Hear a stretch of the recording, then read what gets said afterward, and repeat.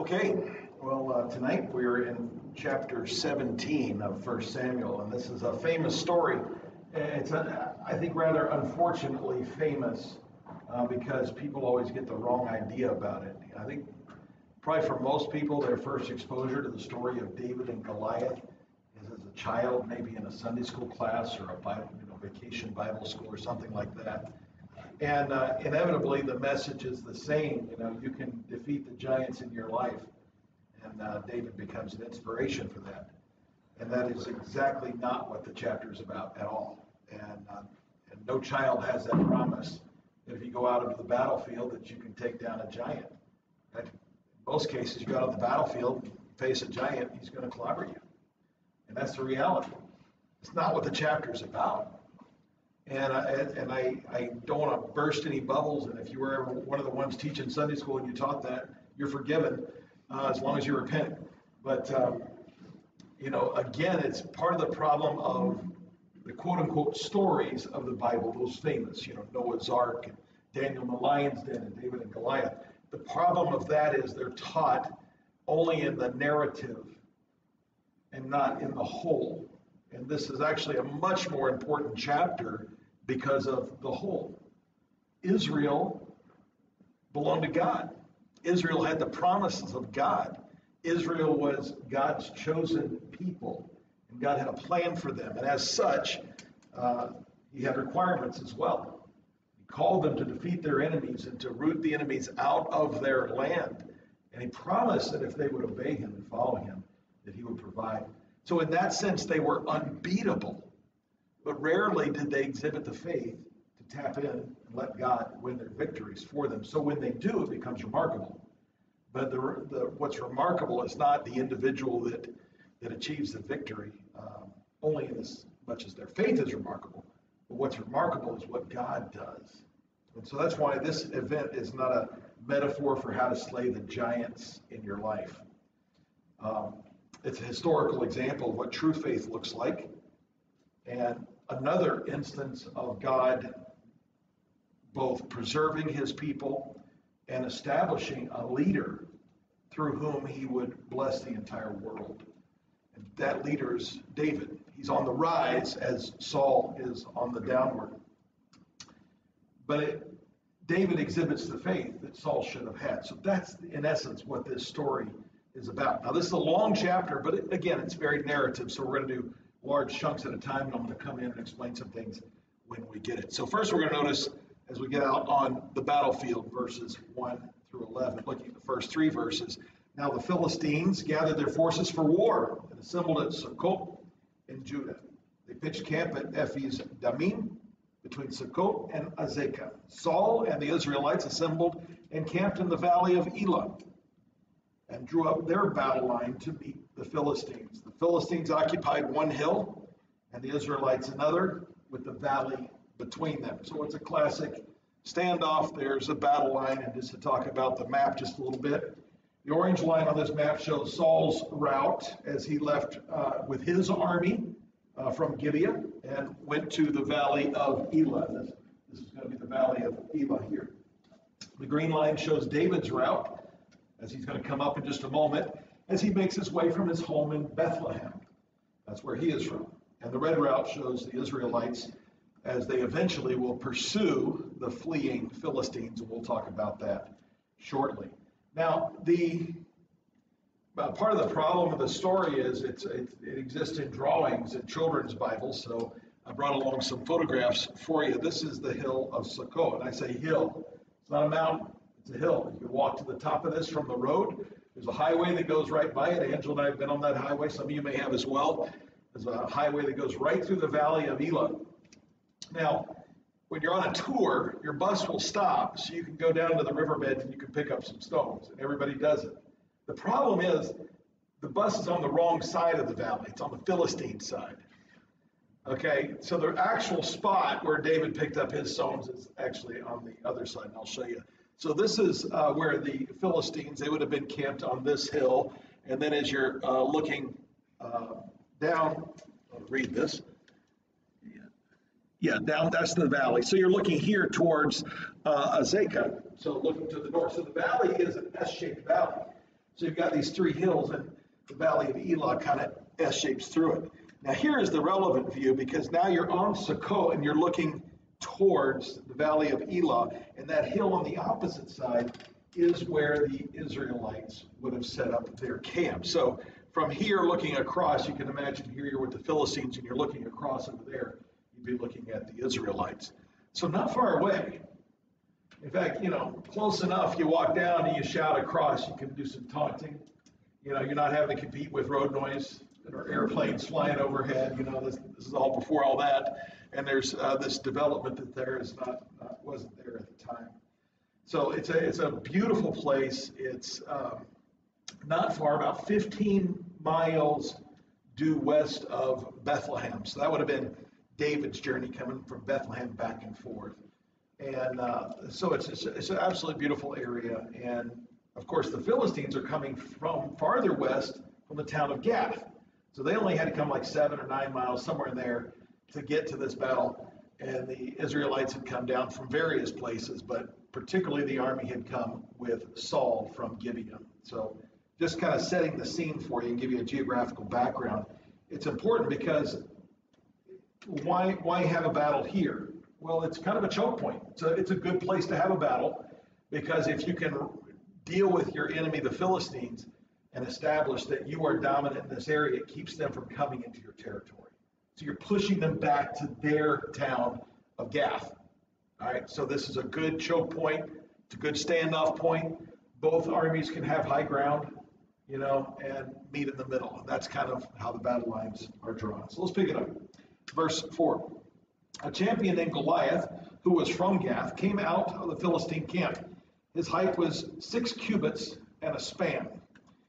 He had a bronze helmet on his head and wore a coat of scale armor of bronze weighing 5,000 shekels. On his legs, he wore bronze greaves, and a bronze javelin was slung on his back. His spear was like a weaver's rod, and its iron point weighed 600 shekels. His shield bearer went ahead of him. So there's a couple of textual issues here I want to deal with, because you may read different things if you're looking at it. So I want to talk about the height of Goliath. And in this chart, we give you a little bit of, this is David's estimated height based on the fact that he was an Israelite and he was young. So this is all speculation at this point. This would put him in at 5'2". Okay, so he's a lad. In fact, that's one of the things Goliath's going to note about. Hey, he's just a kid. So we're going to put him at 5'2". Now we've got Shaquille O'Neal over here at 7'1". He was not there. Okay, this is Shaquille was not there. It would have been awesome, the little slam dunk on the Philistines. So now we have a textual issue here between some different texts. So the Dead Sea Scrolls and the Septuagint. Septuagint is a Greek translation of some manuscripts of the Old Testament.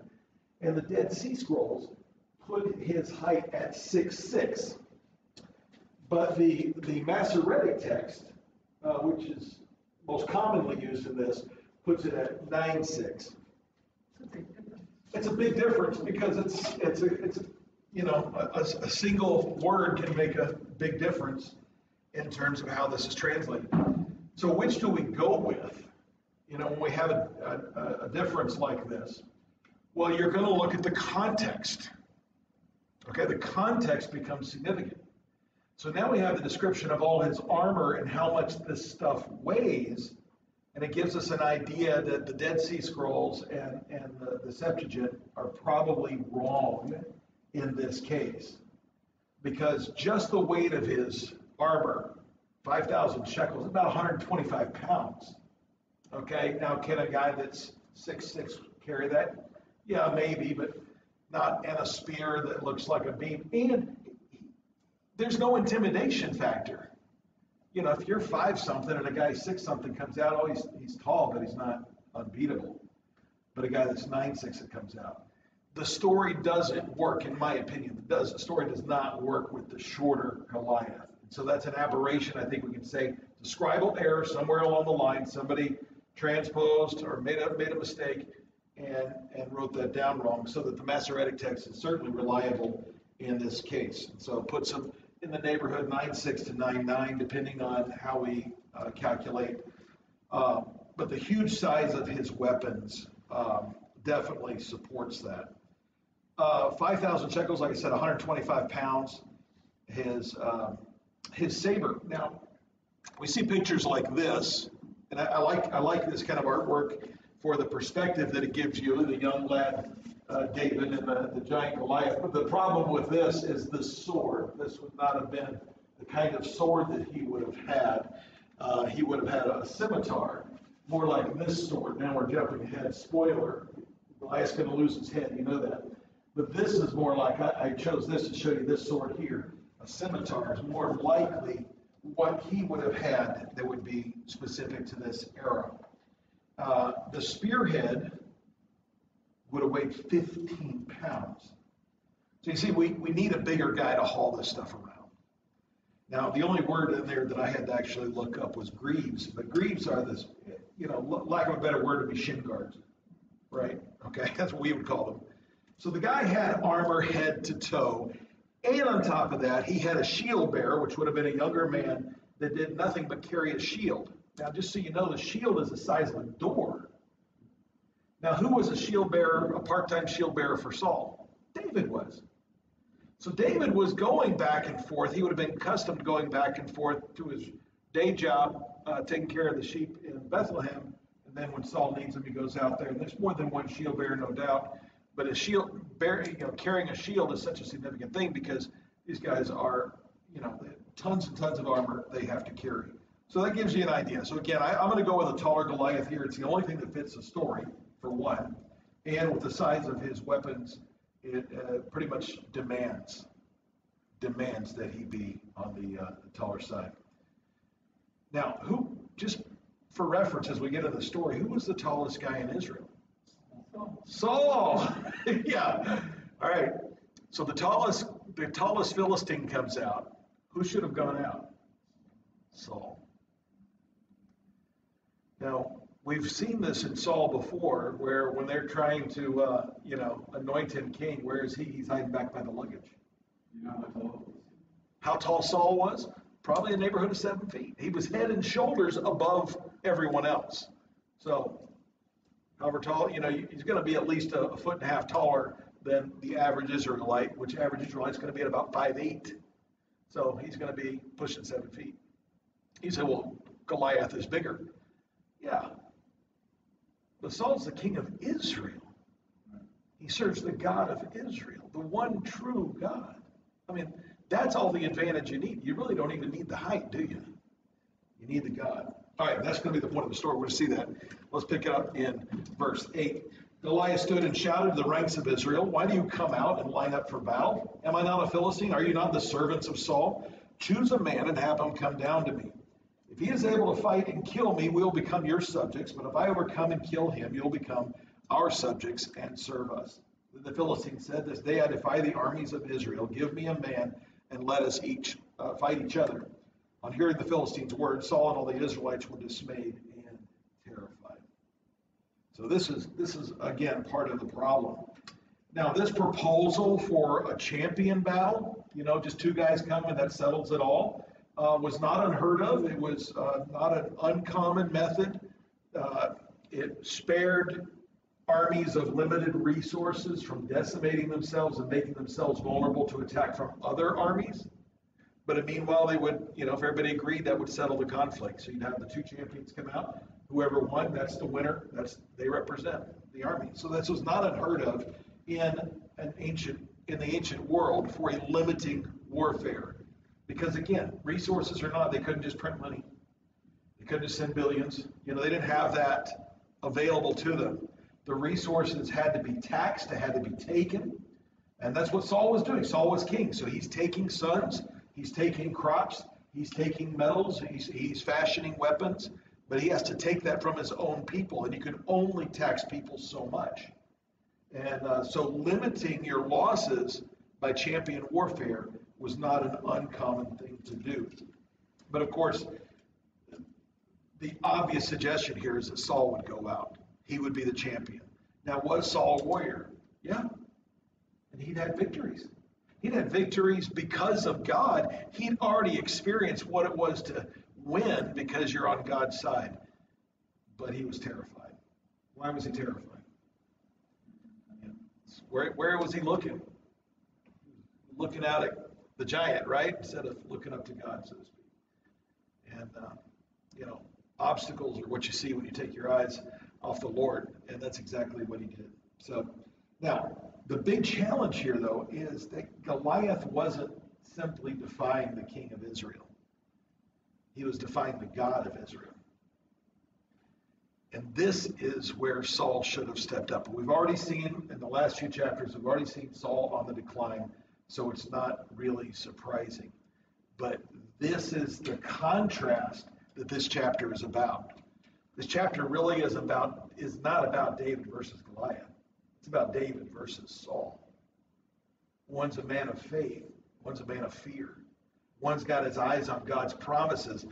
One's got his eyes on his own caboose, his own hiding. He's protecting himself. He's afraid. The big difference. So that's the contrast we're to see. And because God has already rejected Saul. Does Saul know this? That he's been rejected? Yeah. Just a few chapters ago, Samuel told him, God has rejected you. Does Saul know that David has been anointed? I don't think so. Not yet. But he knows he's been rejected. But he's still king, and he's going to be king for a while longer. But he didn't rise to be king. So this brings up the challenge we'll see here in the next few verses. Verse 12. Now David was the son of an Ephrathite named Jesse, who was from Bethlehem in Judah. Jesse had 8 sons, and in Saul's time he was very old. Jesse's 3 oldest sons had followed Saul to the war. The firstborn was Eliab, the second Abinadab, and the third Shammah. David was the youngest. The 3 oldest followed Saul. But David went back and forth from Saul to tend his father's sheep at Bethlehem. For 40 days, we'll give you the map again. So again, you're getting the idea. The battle is happening here at the juncture in the center of Elah. So David is making his way back to Bethlehem, a journey of about 15 miles, give or take. And so he's going back and forth. Now, the timing of this chapter is a little difficult, and there's going to be, I think this was probably written and then inserted. I think the same author, the writing is the same, but the order of the stories and the fabrication of this suggests that probably the story was written separately and inserted in here because we're getting repeated information, right? We already heard about the sons of Jesse. We already know where David is from, and now it's being repeated. Why? Because this story would have been one of those standalone, this is a good campfire story, right? And so you're going to sit around and you're going to tell this story, and the story's going to be passed around orally. It's a good story, and so you've got to give the context if you're going to tell the whole story. And so then when we insert it into 1 Samuel, we're getting some repeated information. But again, the timing is kind of difficult because later on we're going to see something. We've already seen that David was selected to play the lyre, the stringed instrument, when the evil spirit came upon Saul. So the music was soothing to him. So in that sense, David has already been in Saul's presence. Here in a few minutes, Saul's not even going to know who David is. Who is this guy? Whose son is he? There's a few ways that we can explain that, but one of them is that maybe this event happened prior to David being selected for the music, or simply that Saul's on such a downward spiral and he's just indifferent to who people really are. There's so many people in and out of his life. Another possibility is since the last time Saul saw David, David's grown. Young people grow, don't they? I have 42 pictures here of my grandson that I'd like to show you. My grandsons, let me tell you, they're growing. I get daily updates, thank the Lord for technology. You get daily updates from my daughters of their newborn babies, and they're growing fast. Doesn't even look like the same kid when they're born. Could David have changed that much? Maybe. We don't really know, but I think, again, this story is something that probably got told and then inserted. Does it get inserted exactly here? I'm not sure, but it has the sense that this is a story that is told broadly. All right, verse 16. For 40 days the Philistines came forward every morning and evening, took his stand. Now Jesse said to his son David, take this ephah of roasted grain and these 10 loaves of bread for your brothers and hurry to their camp. Take along these 10 cheeses to the commander of their unit. See how your brothers are and bring back some assurances from them. So I already like I like Jesse. I'm a big fan of the grilled cheese sandwich, and he's sending grilled cheese sandwiches to the front line. Jesse is a hero of mine. I love grilled cheese sandwich. These were separate, of course, but he's taking resources. So obviously Jesse is a man of some means. He's not famous or infamous in Israel, but he definitely has enough means where he can be sending food out. Besides, he has 3 sons that have been drafted into the army. His 3 older sons are there. His younger son has been made, an assistant to the king, but he goes back and forth from keeping the sheep. So Jesse is sending him to the battle, and Jesse wants to know, are my sons alive?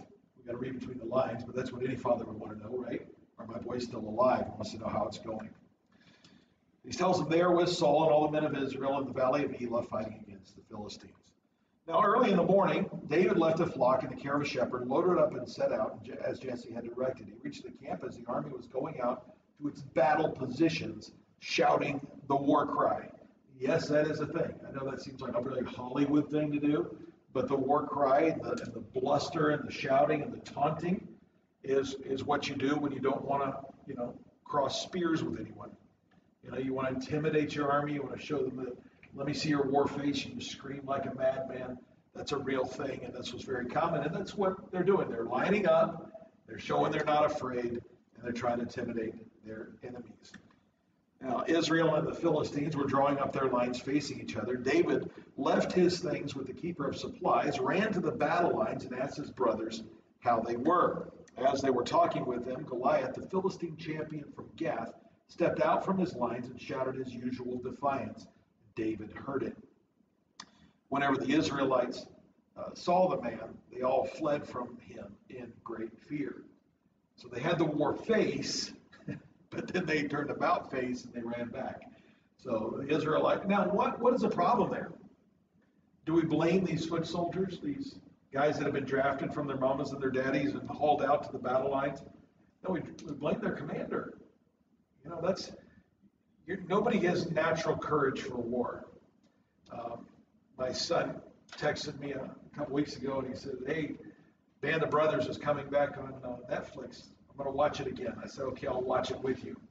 And so I was watching Band of Brothers, and then while I was working out in the yard, I was listening to the book by Stephen Ambrose. And after a week of watching 10 episodes of Band of Brothers and listening to the entire book, I was convinced that nobody wants to go to war. What a horrible thing war is. I mean, it's just brutal. And then David said, okay, now we're going to watch the Pacific, which is, of course, the Battle of the Pacific, which is so gruesome. Please don't watch it. It's just too gruesome. And you see all these young men, 18-year-old boys, just getting blown up and shredded. Men on both sides just cut down. Lives wasted. It's just horrible, horrible, horrible. So, when these young men go out there, nobody wants to be out there. But if they're going to be out there, they need to be fighting for something. There's got to be a cause bigger than themselves. There's got to be a cause bigger than their king, to be honest. It's got to be a cause of righteousness, of purpose. You got to believe that you're defending the name of your God. But Saul is sitting in the back, hiding, as usual. The man that should have been inspiring, so that his men could stand on the front line with their war face, with their swords at the ready. But he wasn't. And so this is the contrast. Again, it's not about Goliath. It's the difference between where Saul should be but isn't, and then what David does in these next few verses. Now, the Israelites have been saying, do you see how this man keeps coming out? He comes out to defy Israel. The king will give great wealth to the man who kills him. He will also give him his daughter in marriage and will exempt his family from taxes in Israel. That might be one of the best lines in the Bible, right there. You can't take down one guy, you don't have to pay taxes forever. Now think about that. Because this wasn't just some VAT tax on these people. I mean, they could be taxed up to nearly everything they had with no recourse. There were no protections. The king could take and take and take. And now there's this promise, all right, whoever wants to kill him, you'll never be taxed again. Can you imagine? That's a huge incentive. The marrying the daughter thing, that's actually a disincentive because, well, I don't know. No, because remember, Saul's good looking, so I'm thinking the girl's pretty good looking. But then to be in the king's family, it's a dangerous proposition. We'll see how that develops. But the taxes thing, that's the carrot. Okay, maybe the daughter is the stick. Okay, that's the carrot. So when we come to this time, remember, David had worked as an armor bearer when he wasn't tending sheep. And but now he's going back and forth, so he's not there full time. So this is his first time hearing this. Now this standoff, again, has been going on for 40 days. Why is that significant? 2 reasons. 40 is a long time. That's a long time. And in the Bible, 40 is a number associated with testing. 40 days in the wilderness, right? Always associated with testing. This is a spiritual test to see, will Solomon rise? And if not, who will? So 40 is a time of testing. Now, verse 26, David asked the men standing near him, what will be done for the man who kills this Philistine and removes this disgrace from Israel? Who is this uncircumcised Philistine that he should defy the armies of the living God? You hear the difference? Not that he should defy the king, not that he should defy me, that he should defy the armies of the living God. Right? Now they repeated to him what they had been saying and told him, this is what will be done for the man who kills him.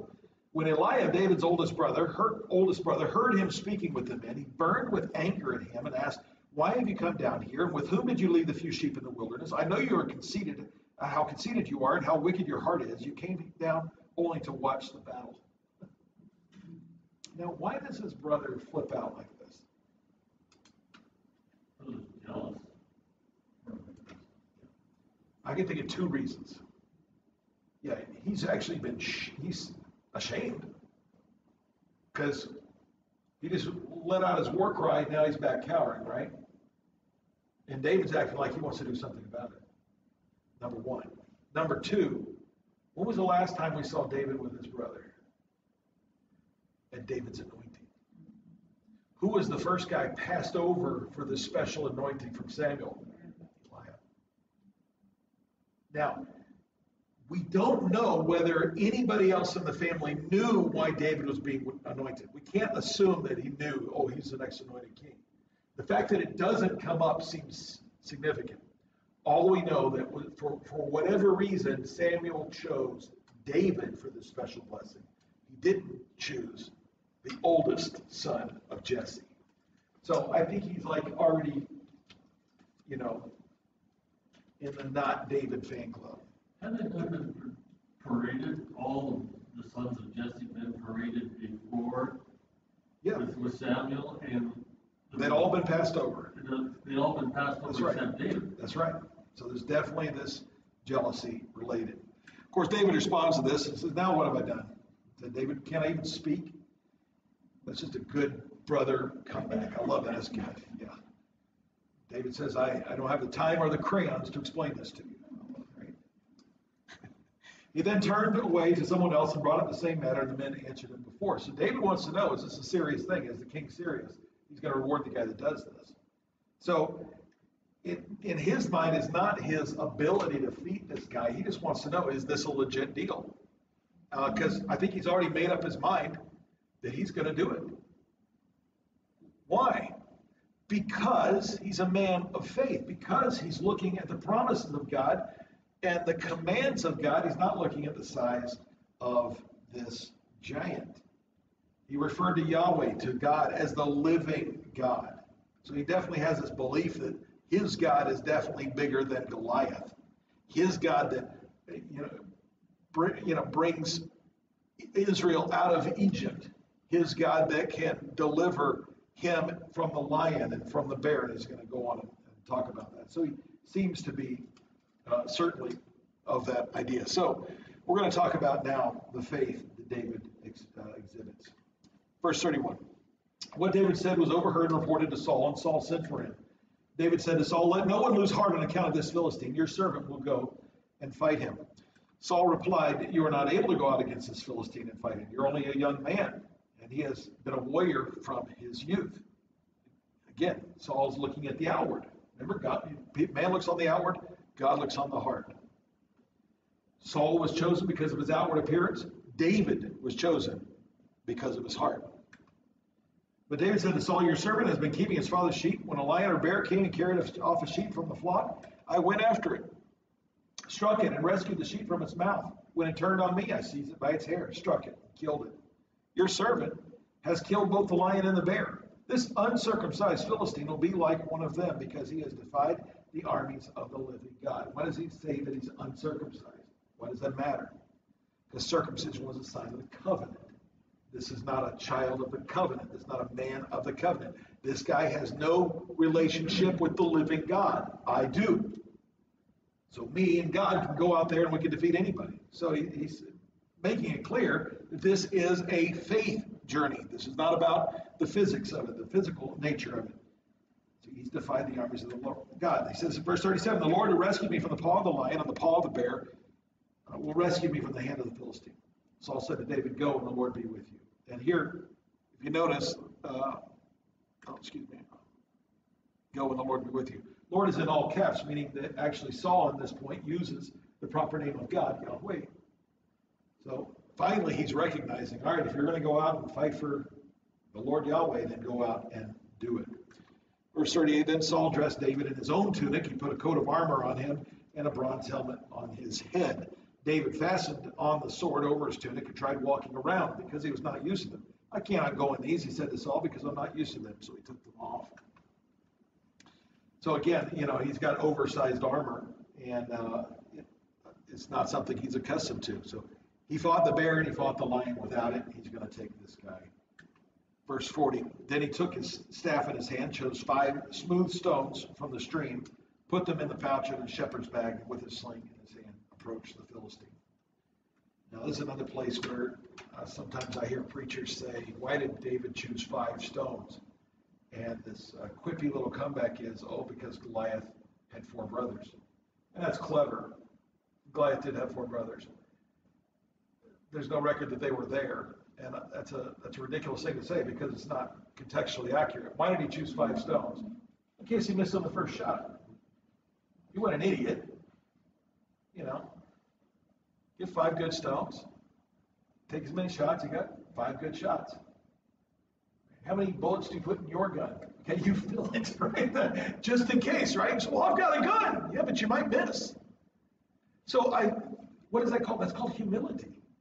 He didn't go out there with this audacious arrogance. I can't miss. Goliath's too big to miss. I've heard that preached too. No, he wasn't arrogant. He was relying on God, but he was going to do his part. He's going to do what he knew how to do. And he goes out with a sling. The sling was used. Now, with a sling, it's a leather strap, and you could hurl a rock at pretty fast speed. But this is a common instrument for a shepherd. You can corral sheep with a sling because you can throw a little pebble at them in the hiney, get them where you can go and where you wanted to go. So he goes out with what he knows, not with armor that he doesn't know. So a sling was either leather or cloth. This is one from, this is an Egyptian sling. This is dated to 1900 BC. So this is 900 years before the time of David. But the instrument wouldn't have changed much. David's might have been leather. And they could either handcraft their missiles, their rocks, or they could do what David did, is pull them out of the stream. So this is what he goes into battle with. This is all he has for the battle. That's where we pick up next, verse 41. Meanwhile, the Philistine, with his shield bearer in front of him, kept coming closer to David. He looked David over and saw that he was a little more than a boy, glowing with health and handsome, and he despised him. He said to David, "Am I a dog that you come at me with sticks?" And the Philistine cursed David by his gods. "Come here," he said, "and I'll give your flesh to the birds and the wild animals." So Goliath's ready to kill this little boy. He says, "I can't believe you're coming at me with a boy, but okay, I'll rip him apart as well." David said to the Philistine, you come at me, you come against me with sword and spear and javelin, but I come against you in the name of the Lord Almighty, the God of the armies of Israel, whom you have defied.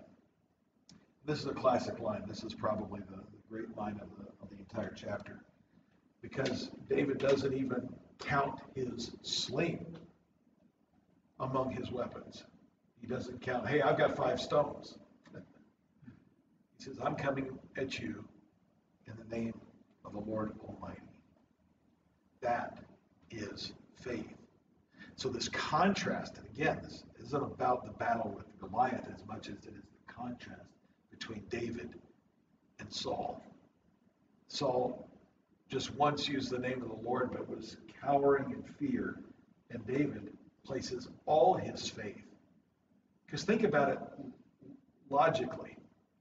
This is pretty much like the Battle of Jericho. Makes no sense to march around Jericho, once a day for 6 days, and on the 7th day walk around it 7 times and the walls fall. Yeah, right. That just doesn't happen unless God. To be honest, I'm sorry, shepherd boy against a seasoned warrior. Let's not give too much credit to David. Some people say, oh, he's a great shot. And what? Goliath wasn't prepared? He'd never been hit with a rock? No. The whole point was David came in the name of the Lord. The Lord was with him. Why? Because the Lord had a purpose for Israel. And we have hindsight. David didn't know this. But God had a purpose for David. Because let's remember what this book is all about. Who is David? David's important. Because from him is going to come the Messiah. Jesus is the son of Abraham, the son of David. All right. Verse 46, this day the Lord will deliver you into my hands, and I'll strike you down and cut off your head. And that's exactly what happens in that order. I love it. This very day I will give the carcasses of the Philistines' army to the birds and the wild animals, and the whole world will know that there is a God in Israel. He doesn't say the whole world will know that I killed you. The whole world will know that I'm a marksman extraordinaire, that I'm crafty, that I'm powerful. No, the whole world will know that there is a God in Israel. Because why? Because when the story got repeated around the campfire, people understood at that point, this is impossible. How could a kid defeat a giant? Only God. Only God. That's the whole point. Verse 47, all those gathered here will know that that is not by sword or spear, for the Lord saves, or that the Lord saves. For the battle is the Lord's, and he will give all of you into our hands. Faith in God. That was the difference. His faith was in God. As the Philistine moved closer to attack him, David ran quickly toward the battle line to meet him. Reaching into his bag and taking out a stone, he slung it and struck the Philistine on the forehead. The stone sank into his forehead, and he fell face down on the ground. So this is very simple about it. Now, the question is at this point, and we're going to see here when we talk about moves into the victory, the question is, was this a lethal blow or did it just knock him down? And people disagree because as we get into the next verses, we see there's room for either one of them. So let's talk about the victory we'll consider.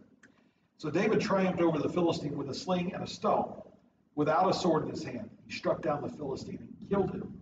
Okay? Now, verse 50 seems to be a summary statement that we can couch between verse 49, reaching into his bag, he took out a stone, and verse 51, which seems to have, again, detail. David ran and stood over him. He took hold of the Philistine's sword and drew it from his sheath. After he killed him, he cut off his head with the sword. When the Philistines saw their hero was dead, they turned and ran. Now, the question was, in the exact nature of this, because of the grammar, it seems that verse 50 is kind of a summary statement with details on either side. So, was the actual moment of death something David did over his body, or was it the stone? Let me tell you, it doesn't matter. It just doesn't matter. And to make the point, Luke jumped off his head. Graphic, right? Not uncommon. Not uncommon. In the ancient Near East, this was to fight future battles. Okay, when you take off the head of a very powerful enemy, it becomes a trophy. It becomes something that lets people know you were the one that did it. So David does this. Verse 52, then the men of Israel and Judah surged forward with a shout and pursued the Philistines to the entrance of Gath and to the gates of Ekron. Their dead were strewn along the Sha'arim road to Gath and Ekron. Now we can, again, take a look. So the army scattered. They're going back to their towns. Probably it's a larger army. They scattered in two directions. The Israelites followed them and slaughtered them along the way. So what's the difference in the Israelites is they've been led. They've been led by a boy. They've been inspired. They've been motivated. Now they've got this inner fire and this courage to go and to fight like real warriors, not because of Saul, but because of David. So that's a big, big difference. When the Israelites returned from chasing the Philistines, they plundered their camp. Verse 54, David took the Philistines' head and brought it to Jerusalem. He put the Philistines' weapon in his own tent. Now, again, the reason I think this chapter is one of those that became a campfire, and there's a lot of summary statements, so it gets kind of set and squeezed in the book right here, is not because this is the precise timing of it, but because this story took on a life of its own.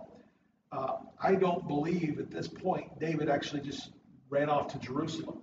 It doesn't fit. I think he probably took a Jerusalem when he ended up going there to defeat the Jebusites and establish the city of David. It's going to be much later. David's from Bethlehem. He doesn't have a summer house in Jerusalem. You know, there's no place to put it. It's occupied by the Jebusites right now. So the idea of, David put the head in Jerusalem, that it doesn't make sense contextually.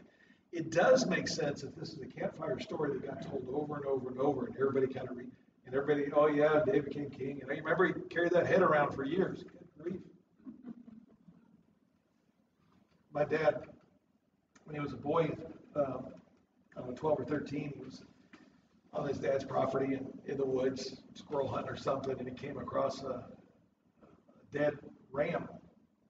A lot of livestock and other things. He found this dead ram. So he went back to his dad's shop and got a saw, and he came back and he cut off that ram's horn because, he's a kid, he's a boy, right? That's what boys do.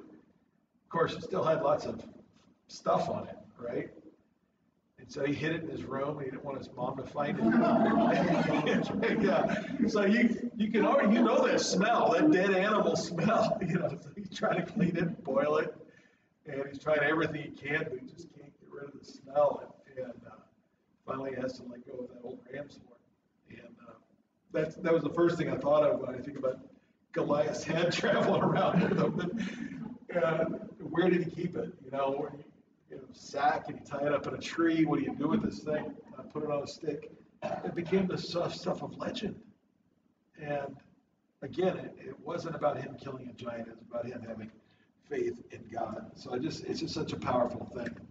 Now, there's a negative side to this. As Saul watched David going out to beat the Philistine, he said to Abner, commander of the army, Abner, whose son is that young man? So again, you see, there's kind of a weird timing on this. So that's why I think it's one of these stories that kind of got squashed in here. Abner replied, as surely as you live, your majesty, I don't know. The king said, find out whose son this young man is. As soon as David returned from killing the Philistine, Abner took him and brought him before Saul, and David still holding the Philistine's head. Because, I'm going to carry that thing around. Disgusting, but think about it. Whose son are you, young man? Saul asked him. David said, I am the son of your servant Jesse of Bethlehem. Just such a simple answer in an amazing way. He just acknowledges his father. He doesn't say, I'm the anointed king of Israel. I'm your successor. He doesn't even say, hey, you hired me to be a shield bearer. How come you don't remember me? Remember I played that tune for you when you were out of sorts? He doesn't name drop. He says, I'm the son of Jesse of Bethlehem. David's humble. David's a man of faith. And this is David's beginning to rise. And it's going to cause trouble as we get into the next chapter next week, a shorter chapter. but one of absolute importance as we see this clash of David and Saul. And it really, the next chapter makes this one make sense for us because, again, it really is not. And we got to reframe it in our minds. It really isn't David versus Goliath. The enemy is always going to be out there. You know, it's a question of, are you going to be a person of faith, or are you going to be a person of fear? That's the battle. The enemy? No. See, if you're a person of faith, the enemy is irrelevant. Irrelevant. Never does matter. But if you're going to be a person of fear, every enemy is going to cause you to cower. And so that's, I think, the contrast that it's definitely worth noting and remembering. And by way of application, like I said, I don't want to make this a chapter defeating the giants in your life. I'd rather it be a reminder that God had a plan. And he had a plan. His plan goes way back.